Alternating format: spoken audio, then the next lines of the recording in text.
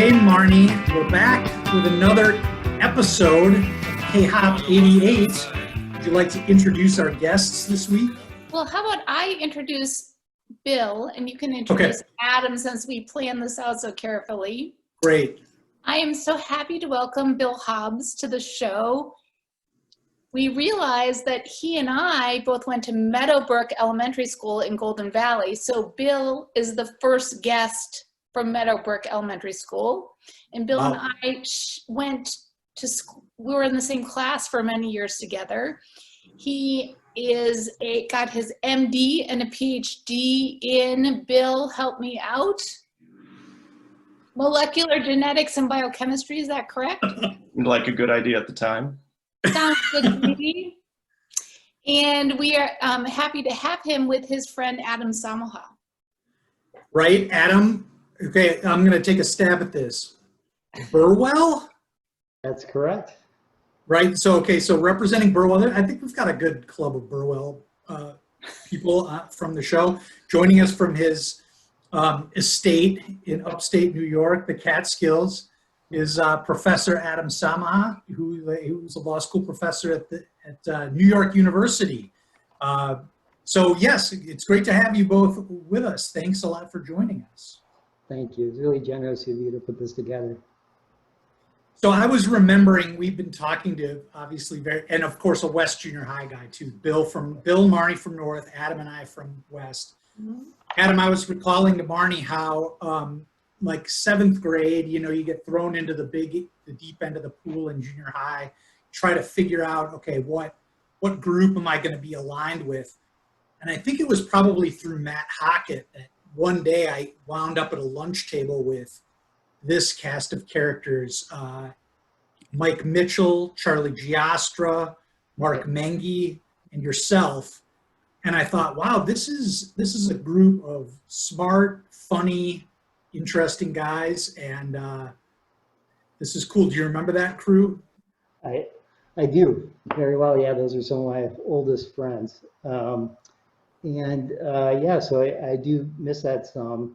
And it was tough, yeah, junior high school, especially because the older kids, those are adults, basically. And then some of us are pretty much little kids. So it was a rough mix, and you need to find a good supportive group of friends to navigate.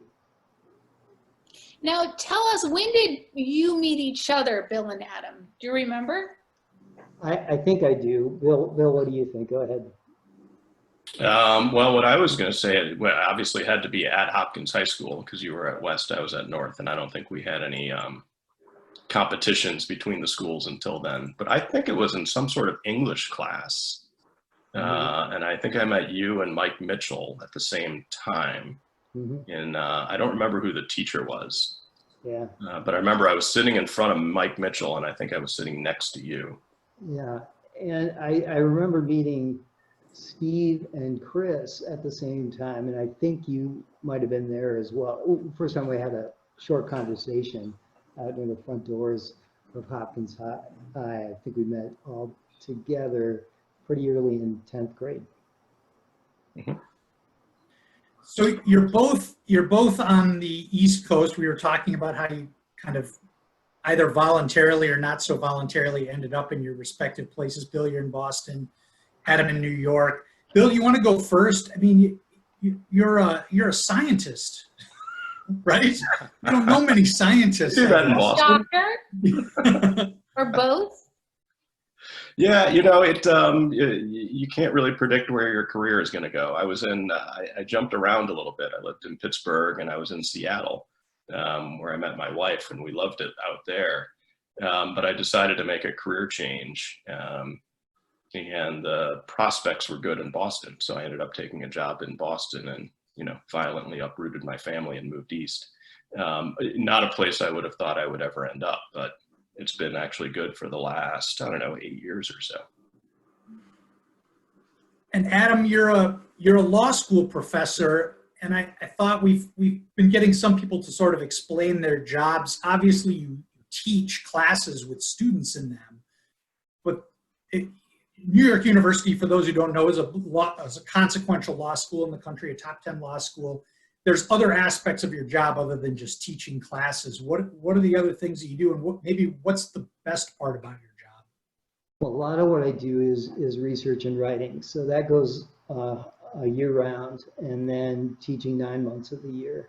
So that's a big focus of the job. I'm dedicated to the teaching. I always try to do better each year, and that's really where I started when I was practicing law part-time and teaching part-time after my clerkships, and so I tried to do well enough at the teaching and try that out first. So that was the baseline for the job for me. And then the scholarship came later. I tried to basically stop litigation. I do some litigation related work every once in a while, say helping people to prepare for oral arguments for the Supreme Court. Did an amicus brief last year. I tend not to do that stuff because I wanted to separate out from that advocacy mission, which is still, important and necessary. But you asked about the really good parts of the job, and one good part is being able to think somewhat freely. You want to be influenced by others, but to be able to detach from what other institutions and organizations of society are doing. So if you want somebody to write really excellent briefs or make a really good argument in court, there are people who do that for a living, and they're specialists, and they're liable to be better than professors at doing that. So to try to justify our existence, these are really good jobs, want to try to think in a different way. And sometimes it's a worse way, and sometimes it's not practical, maybe in some ways, but to be able to think and think big and not have to worry as much about day-to-day consequences. But there's a downside there, because I do miss some of the work of litigation and politics, where there's a deadline and there's a big result, and there's dismay and jubilation. And with scholarship and teaching, I think it's more of a slow burn, maybe. So is it hard to detach? I mean, you talk about the detachment and independence in your work. Like, do you still get as excited about politics as you used to when we were younger? Well, politics is an addiction, so I don't feel like I have a choice in the Okay. market. So that I'm consuming lots. And also it's related to my job too. Principal focus is constitutional law. Right. And so, especially in current years, we generate a big one of those issues pretty much every week, it seems. So paying attention to those types of events plugs in pretty well with the job. But I do think it's my mission not to be an arm of the DNC or the, any organization, to try to think, like I said, somewhat independently, but not so detached that it's not related to real world events. And I do take it as a bit of a litmus test if I can communicate to a lawyer what I'm doing and they understand basically what I'm doing, even if they can't look it up in a treatise, then I feel like that's connected enough. So Bill, in your work, do you write and do research, or are you mostly like in a laboratory with a white coat and I don't know, like this? Yeah, I've had a varied background. It's sort of interesting, what Adam was saying about identifying what it was that he really wanted to do and how to do it. The irony of that is actually talking with Adam and Steve helped me figure that out. So for a long time, I was university faculty. So I was this thing called a physician scientist, which meant that I saw patients part of the time, and I ran a basic science research lab the other part of the time. And I was trained in hematology, or things of the blood, bleeding, clotting, red cell disorders, including sickle cell disease, which was really what I specialized in. Because at universities, as Adam was sort of alluding to, you really have to specialize in something and find your niche. And I decided along the way that what I really wanted to do was help develop new treatments for human disease. And that actually doesn't so much happen in academics, it happens in the biotech pharmaceutical industry. And so that's why I moved to Boston. I moved into the biotech sector. And so I do drug development now. So I actually neither see patients nor do I directly do research anymore. I sit in an office and use whatever white and gray matter I have between my ears to think about problems. What are the right types of experiments we should do, how we should do them, and how we should translate those into the clinic so that we can develop a new drug to treat people. But And Bill, that's a lot of design and thought process, conceptual work. this might sound outlandish, but when I think of us in elementary school, and we were not close friends in school, but we knew each other, didn't you want to be a doctor when you were younger at some point? Yeah, I think so. I think I wanted to be a lot of different things along the Yeah. way. That was one iteration. And, you know, being in high school with people like Adam and Steve, who are all, you know, in the public policy, government, law vein, there was a period of time where I wanted that too. Yeah, I mean, I figured it out in college that I did want to do science and medicine.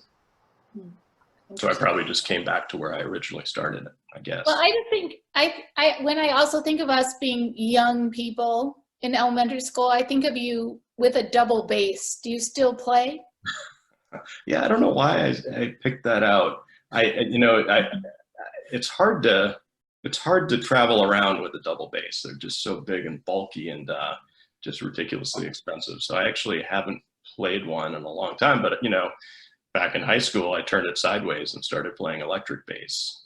And that I still do a little bit. Oh, you do? Cool.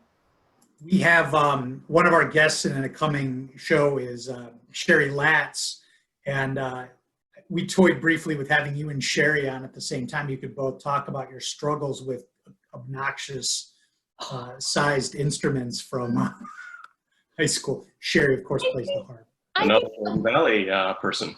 I don't think obnoxious is fair, but I'm Enormous. just saying, your co-host, you might want to take that back. True. Otherwise, we'll be coming after you with our big instruments. Okay, we have some questions from the Peanut Gallery and some hellos. Stacy Simler says, hello, so good to see you all. And the first question we have is from Doug Robertson to Adam. Adam, would you like to be a judge on the Supreme Court someday? No one should hold their breath over that possibility. So I think feasibility constraints are a big problem reaching that job. I had a great experience clerking on the Supreme Court. That was a terrific experience. I learned a lot. Sometimes I say I did as much damage as I could, not as much as I would have liked. I had a terrific boss. Outstanding to work for, really took a lot of the pressure off, and I learned a lot there.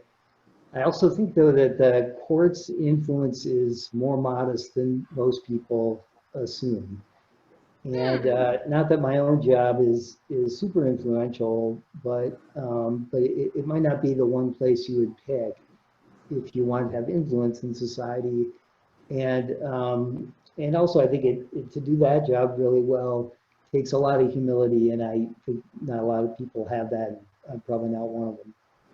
Okay, that's begging for several follow-up questions because I only have one. Well, I was just gonna say, you know, the job title of clerk is fairly modest, but you know, in reading about the Supreme Court, you read, you know, memoirs from justices. Some of them would argue that the clerks are the ones who run the show there. Was your experience similar to that? I mean, did you have a lot of latitude? No, it was not.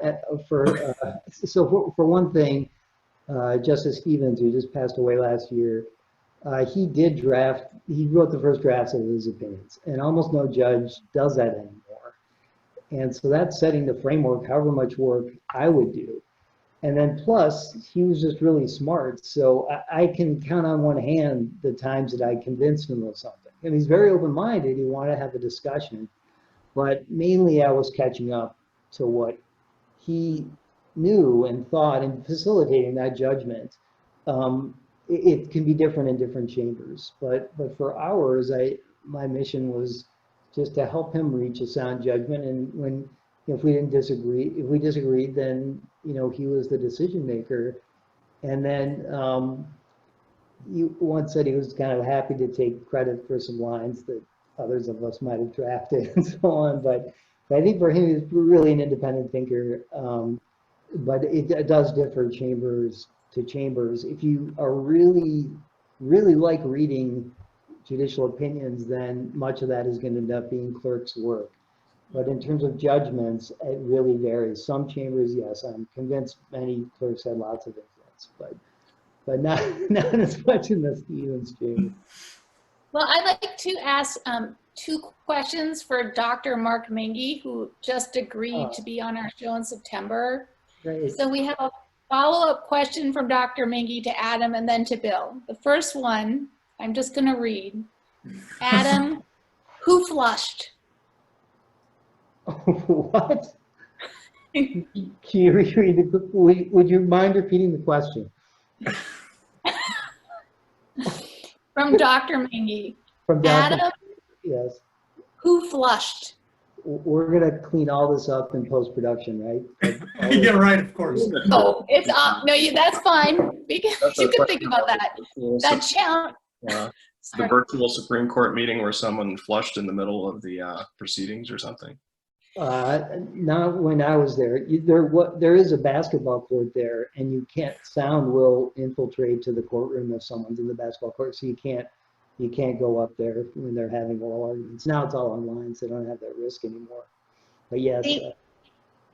Thank you. And so I will switch the heat off you from Dr. Minky to Bill. We have Bill, thanks from Mark.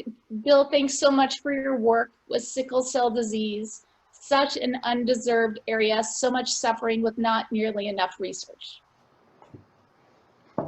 And so the question, actually, that was a comment from Mark, but then we have two questions for Bill.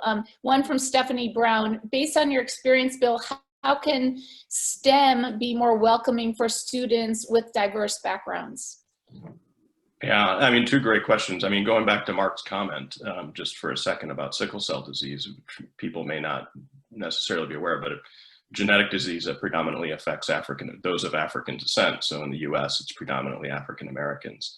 And it's a disease that for 100 years, we've known exactly what the molecular details of it were, but no real treatments whatsoever for it. And if you think about all the discussions about healthcare disparities, sickle cell disease is like the poster child for all of those. You know, a population that's been abused by the infrastructure for a long time with very difficult access to care and limited treatment. So it's really gratifying now to work on a program that can really do something for the first time for patients. And so it's really meaningful. And I appreciate Mark's comment about that. You know, STEM is interesting because, you know, if you think back to our experience in Hopkins, you know, I don't know that science and technology was a high priority there. I mean, it wasn't like there was, you know, bad experience in science, but it certainly wasn't emphasized. And if you were to ask me who, you know, the really good science teachers were at Hopkins, I think I'd be hard pressed to come up with any, you know, that would serve as role models or inspiration. I mean, I think, you know, what most people are really looking for is something that turns the light bulb on in their head, where they go, you know, that's something that I'm actually interested in. That's really cool that I could do, or that I could think about and I could pursue. And so the more types of opportunities you can provide to younger people, the more likely it is that they'll be able to interface more realistically with science and even choose it as a career if they do. It's a huge field. I mean, there's lots of different opportunities within science, technology, engineering, and all chemistry, all kinds of stuff that I don't personally understand, but I guess people do it. But I think there's it seems like it's changing now, that there's, you know, STEM programs popping up all over the place, but they're not necessarily supported at all districts. And I'm not sure they have really inspirational characters leading a lot of them. Doug Robertson also brings up, of course, COVID-19, which is really why we're doing this show. So it's either blamed or credited for that. I mean, this has to occupy every corner of science and medicine at this point, right, Bill? Are you in situations where you're discussing, you know, what's going on with developing a vaccine or distributing it, or any of these? Yeah, a little bit. I probably work for the one company in America that's not actually developing a vaccine. But yeah, no, it dominates everyone's conversation. You know, it's one of those where, you know, when bad things like this happen, it actually advances the field of science hugely. I think we'll understand things we never really appreciated about the immune system and about viruses as they try to roll that thing out. In a similar, I mean, I guess tangential to that, Adam, you know, working on a college campus, and I mean, maybe I always thought it would be a dream to go to NYU, you know, right there in Greenwich Village. You're probably being confronted now with how you're going to teach your classes, whether students are going to be returning to campus, all of those things. Can you tell us a little bit about your concerns or worries about the semester coming up? Yeah, right now we have plans that, as we know, can be upended. The major uncertainty is, what is New York City going to look like? In my view, you know, 6 months or 12 months from now, that's really kind of hard to picture. It's not that easy to picture in the next few weeks, but the basic idea is to, for the university, is to have many classes online, but some in person with masks and 6-foot distance and limited density in the rooms. And then for larger classes, maybe rotating students in. So that some are online and some are in class. And that's going to be a big challenge because none of us have done that before. Many students express the preference to be in the classroom. It looks like more when they're in their first year than, say, second and third year of law school. And I think that's what we're trying to be responsive to. But we're going to learn a lot in those first couple of weeks, assuming it goes through. And the health conditions right now in New York City are pretty good. Positivity rate has been around 1%. We're doing 70,000 or more tests a day. But testing is getting a little harder to get at now as more people are going back to school, coming back from travel. So that's just a challenge, of getting some people into the rooms and into the building. We have a relatively older faculty. They've allowed us to opt out if we want to not be in the classroom. One of my classes is going to be in person, a seminar on constitutional interpretation. That's my plan, to go in there, and I want to try to help the organization. But I admit I have some doubts. This is not the way to minimize health risk, and we're just going to have to see how good the educational experience is. I think it helps a bit with graduate school, is most students, yeah, some are definitely attracted to Greenwich Village, and maybe they're there for that reason, and they think, oh, I'm a good writer, but I can't do math, to be a lawyer, and Greenwich Village, that can sound good to some people. But really, I think most people are pretty serious about what they're pursuing, and so I think people will be working pretty hard and in good faith, but we're going to learn a lot, unfortunately, in those first couple of weeks, and then just proceed and just try to be nimble. We transferred to online in less than a week in late March, so we've done that kind of thing before. And then there are a lot of other childcare issues and other complications, and you realize more and more how so much is connected, and all parts have to be working well for us to move forward, how reliant we are on these systems. And we generate great efficiencies with divisions of labor and networks. But now there's lots of pressure on that, and it's making me realize every day how valuable other people's work is, just to make my life go in a way where I don't have to think too much. And on the medical side, I can just mention a concern, when the hospital systems get overwhelmed, it's obviously not just COVID, there are knock-on effects for other kinds of treatment, and it just makes things tough for people in ways that aren't so high profile. So right now, I feel like we're in a pretty good place in New York City and New York State. Been pretty hard-nosed. Not everybody's taking it as seriously as they should, but I'm fairly comfortable that way, and I don't think I'm gonna, get a lot of trouble for wearing a mask or asking other people to do so. Well, I have a follow-up question about pandemic life. So what is one thing that both of you have done while you've been at home that you wouldn't have done if we weren't in a global pandemic? I have a 7-year-old son. And so one of the things I've done that I never would have done otherwise is I have seen every single episode of Paw Patrol. I don't think that's a crowning achievement of my life, but it's definitely something I wouldn't have otherwise done. It's pretty good. I'm not. I bet he enjoyed watching that with you. My teenagers won't watch any movies with me. They're just like, we don't want to be around you and a screen, Marnie. And I'm like, okay. How about you, Adam?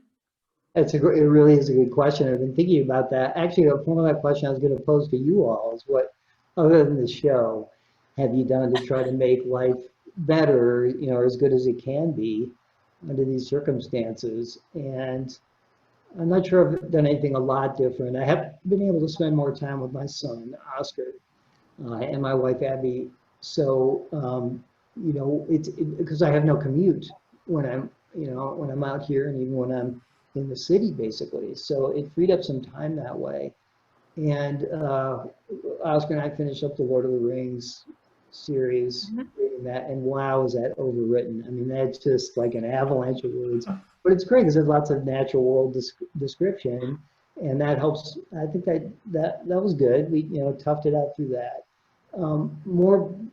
More inspired by the situation we're living in now is I tried to identify a few small operations that I realized I really valued, and just make contact or a small contribution or something. Just parts of life that I appreciate more now. I did that. And then, well, like there's a coffee shop, Cafe Reggio, which supposedly has one of the oldest espresso machines in the country. And they're always just like, friendly and respectful there. I could go work when I had reading to do, and it's right near my office.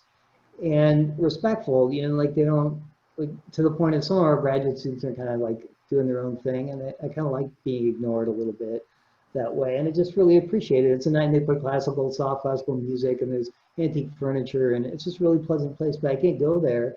And then when it got shut down, they could only retain some employees. I think it's going to survive, but that's just one little example. I'm trying to reach out to people. And then one other thing, this isn't something I would not ordinarily do, but just a little bit more of just dark content has been more of that, like books, nonfiction or fiction, where it makes me think, what, that is worse. That's worse. So I read a book on Chernobyl, and that really does seem worse in many ways. Just a couple of little notes on that. So the core didn't just melt down, it exploded.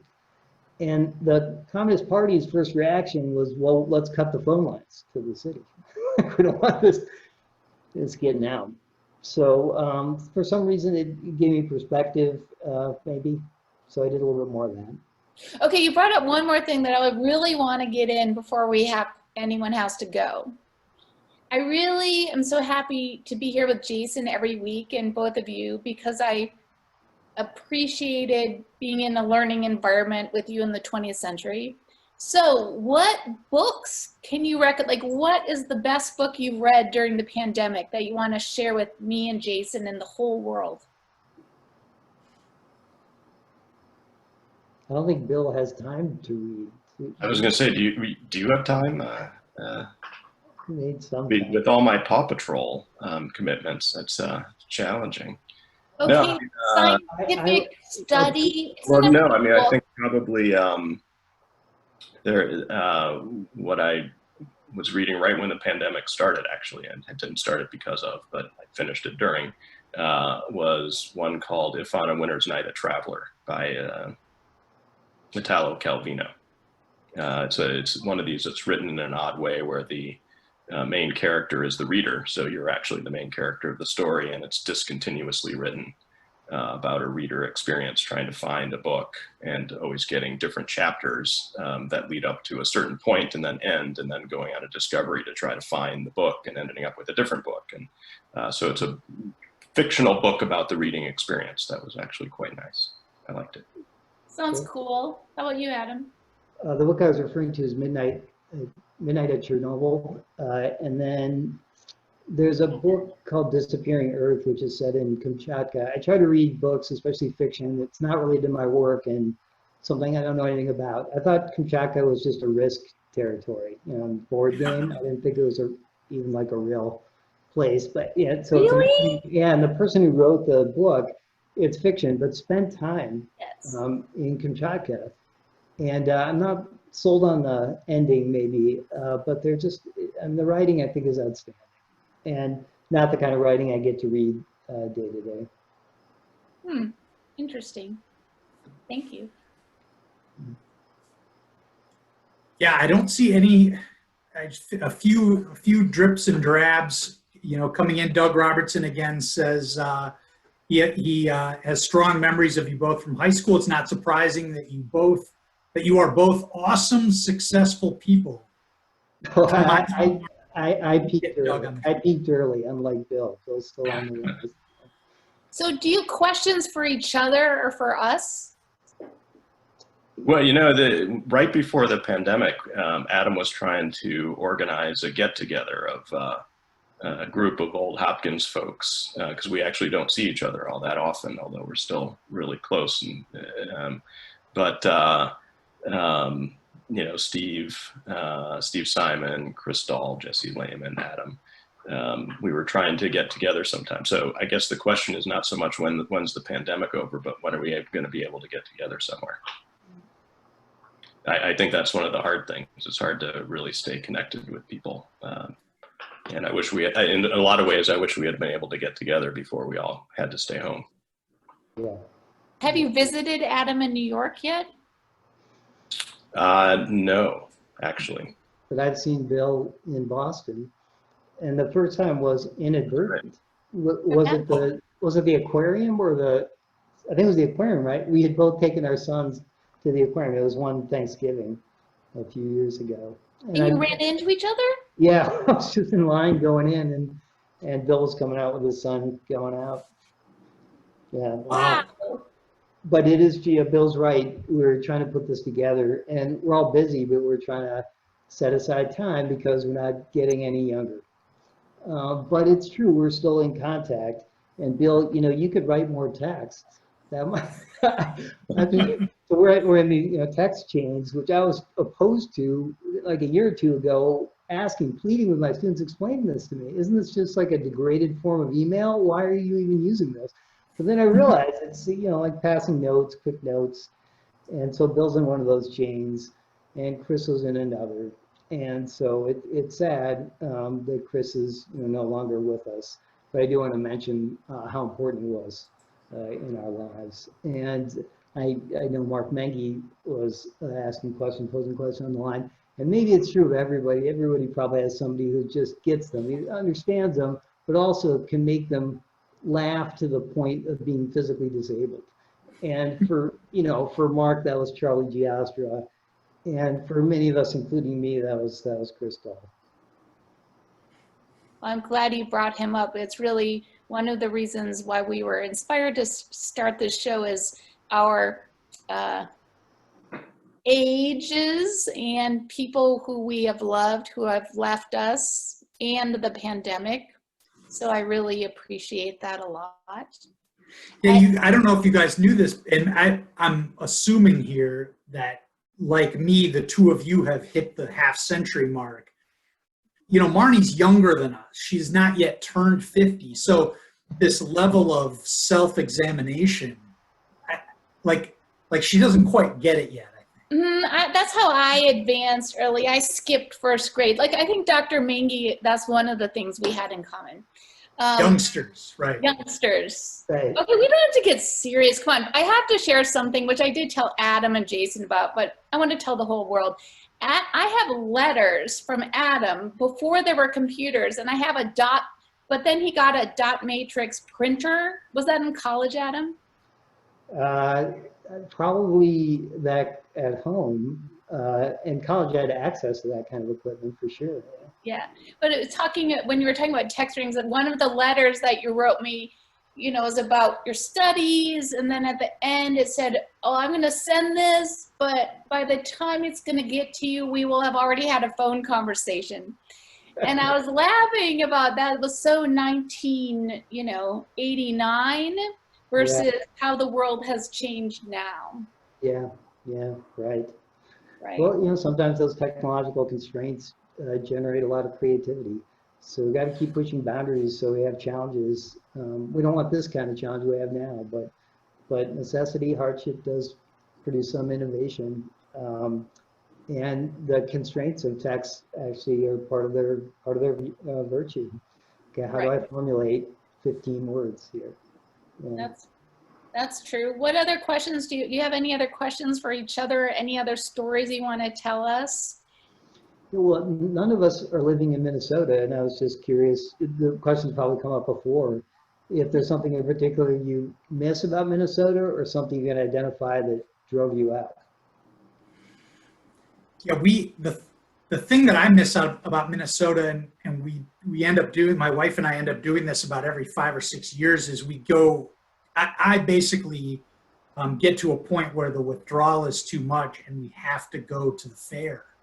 And last year, yeah, just last summer we went, and for the first time in a long time, I visited the Twin Cities and did not stay with my parents. It was a little bit of a sore spot, but we stayed in a hotel in St. Paul and like took the train to the fairgrounds. And every time I go, I say, well, we're coming every year now. We have to come every year. And so that's not happening this year. The fair shut down. But yeah, that's Minnesota. Like, if you haven't been back to Minnesota in a while and you can go to the fair for a day, it's just like mainlining it right into your brain and your soul. Like, this is what it means to be from this state, like full on in your face. I don't miss it at all. My first thought of Minnesota is a giant mosquito biting my skin. And it actually hasn't come up because most of our guests have been from Minnesota, but I'm just being really frank. When I first visited the West Coast, I fell in love with the beauty of it. Yeah. And I just knew that I wanted to be around the beauty of the West. So I pretty much stayed. I lived on and off in Washington, D.C., but I feel Washington, D.C. is a temporary place, and I would go for work and then move back as quickly as possible. How about you, Bill? Well, I left after college, but I always figured I would move back to Minneapolis and live there, once I had finished all my training and whatnot. And it wasn't until I got to Seattle that I realized I really was never really going to go back to Minnesota. But that was always the plan, because I always loved Minnesota. And I guess I just liked being a fan of underdog sports that never actually win anything. There's a certain honor in that.